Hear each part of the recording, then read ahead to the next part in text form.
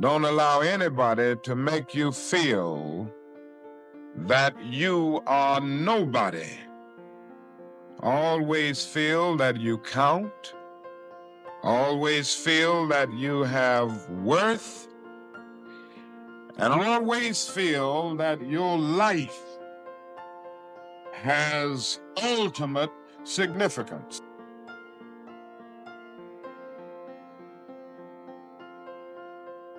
This is the most important and crucial period of your lives, for what you do now and what you decide now at this age may well determine which way your life shall go.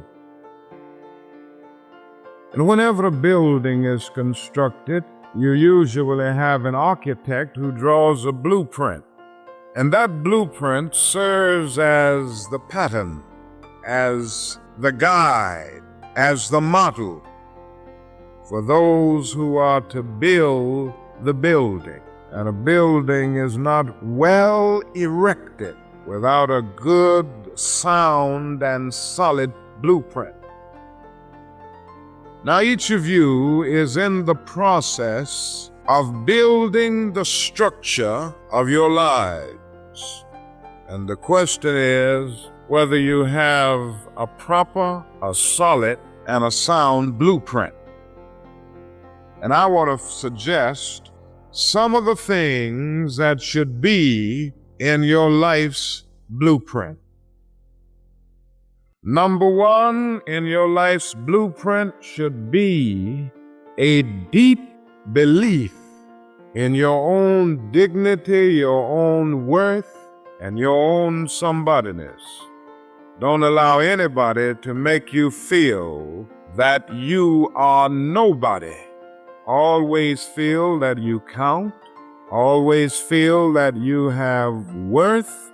And always feel that your life has ultimate significance. Now, that means that you should not be ashamed of your color. You know, it's very unfortunate that in so many instances, our society has placed a stigma on the Negro's color.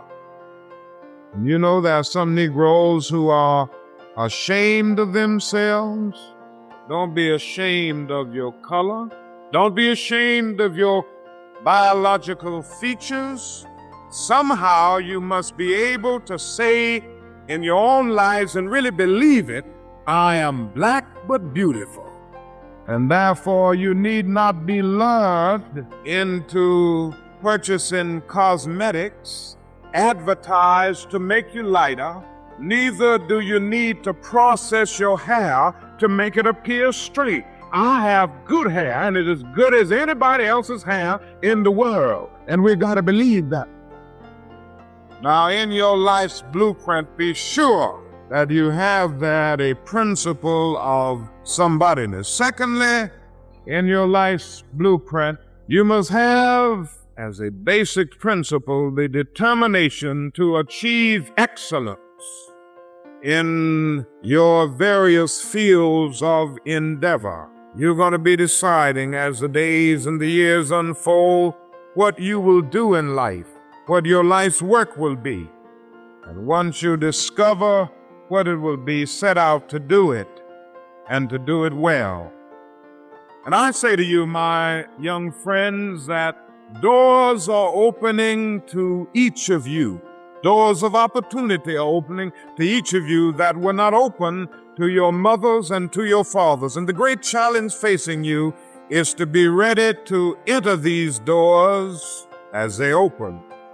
Ralph Waldo Emerson, the great essayist, said in a lecture back in 1871 that if a man can write a better book or preach a better sermon or make a better mousetrap than his neighbor, even if he builds his house in the woods, the world will make a beaten path to his door. That hadn't always been true, but it will become increasingly true. And so I would urge you to study hard, to burn the midnight oil. I would say to you, don't drop out of school, and I understand all of the sociological reason why we often drop out of school. But I urge you, in spite of your economic plight, in spite of the situation that you are forced to live so often with intolerable conditions, stay in school. And when you discover what you're going to be in life, set out to do it as if God Almighty called you at this particular moment in history to do it.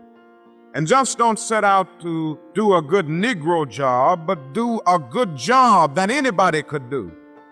Don't set out to be just a good Negro doctor, a good Negro lawyer, a good Negro school teacher, a good Negro preacher, a good Negro barber, a beautician, a good Negro skilled laborer. Set out to do a good job and do that job so well that the living, the dead, or the unborn couldn't do it any better. If it falls your lot to be a street sweeper, sweep streets like Michelangelo painted pictures. Sweep streets like Beethoven composed music. Sweep streets like Leontine Price sings before the Metropolitan Opera. Sweep streets like Shakespeare wrote poetry. Sweep streets so well that all the host of heaven and earth will have to pause and say, here lived a great street sweeper who swept his job well. If you can't be a pine on the top of a hill, be a scrub in the valley. But be the best little scrub on the side of the rill. Be a bush if you can't be a tree. If you can't be a highway, just be a trail. If you can't be the sun, be a star. For it isn't by size that you win or you fail. Be the best of whatever you are. And finally, in your life's blueprint must be a commitment to the eternal principles of beauty, love, and justice. Don't allow anybody to pull you so low as to make you hate them. Don't allow anybody to cause you to lose your self-respect to the point that you do not struggle for justice. However young you are, you have a responsibility to seek to make your nation a better nation in which to live. You have a responsibility to seek to make life better for everybody. And so you must be involved in the struggle for freedom and justice. Now, in this struggle for freedom and justice, there are many constructive things that we all can do and that we all must do. And we must not give ourselves to those things which will not solve our problems. You've heard the word nonviolent and you've heard the word violent. I happen to believe in nonviolence. We struggle with this method with young people and adults alike all over the South, and we have won some significant victories, and we've got to struggle with it all over the North because the problems are as serious in the North as they are in the South. But I believe as we struggle with these problems, we've got to struggle with them with a method that can be militant, but at the same time does not destroy life or property. And so our slogan must not be burn, baby, burn. It must be build, baby, build. Yes, our slogan must be learn, baby, learn, so that we can earn, baby, earn. And with a powerful commitment, I believe that we can transform dark yesterdays of injustice into bright tomorrows of justice and humanity.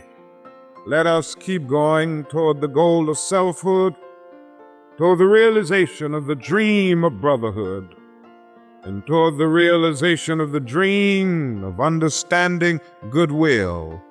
Let nobody stop us, but we must keep moving. We must keep going.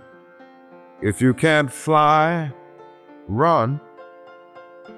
If you can't run, walk. If you can't walk, crawl, but by all means, keep moving.